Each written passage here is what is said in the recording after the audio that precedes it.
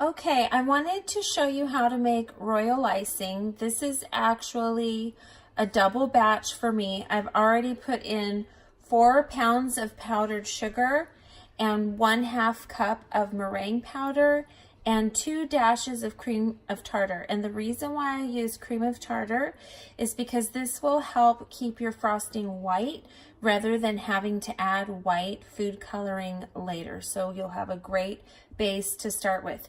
So I'm gonna go ahead and start my mixer and let the contents mix thoroughly together before I add any of the wet ingredients. And that's pretty good. Then I have warm water already prepared, and I've got about 1.5 cups ready to go. I'm adding that as well as a couple teaspoons of clear vanilla. Again, using clear because we want to keep the base white. Adding a tinted vanilla is going to change the color of your frosting. I'm adding the 1/2 cup. I already did 1 cup. And I'm also adding a couple tablespoons, I'm just eyeballing this, of corn syrup.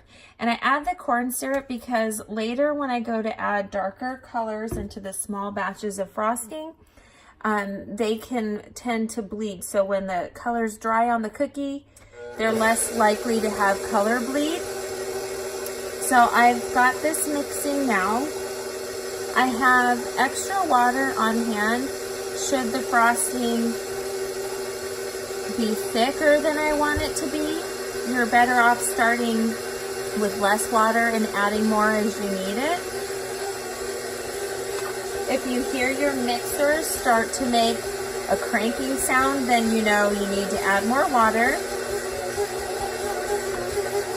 which it's starting to do. So I'm just going to add a little dash at a time. I tell my students during class, go ahead and FaceTime me and I'll take a look in your bowl, but I thought this would be easier for everyone to view what the royal icing is supposed to look like when completed. So now we've got it mixed pretty well together. I'm going to increase the speed, and it's really going to get going.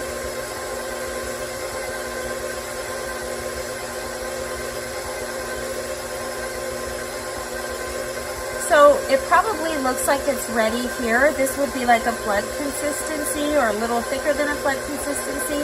But I actually want my mixer to go longer and get nice and thick, kind of like a thick Cool Whip type consistency. So I'm going to increase it some more. It's really loud.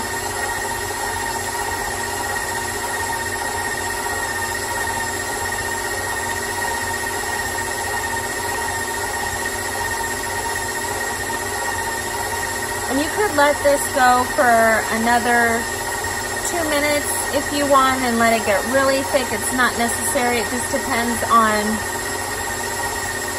what kind of frosting thickness you want to start with. But this is looking pretty good right now. I plan on using it for flood consistency, so I really don't need to worry about it being thick right now.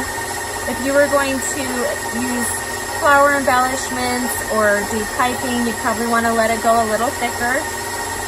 So let me show you what that looks like. I'm going to release that.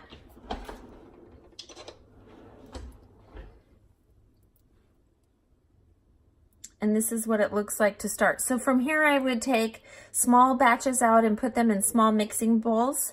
Add a little water if I wanted to change the consistency, as well as the food coloring that I choose to frost with. Hopefully that helps you.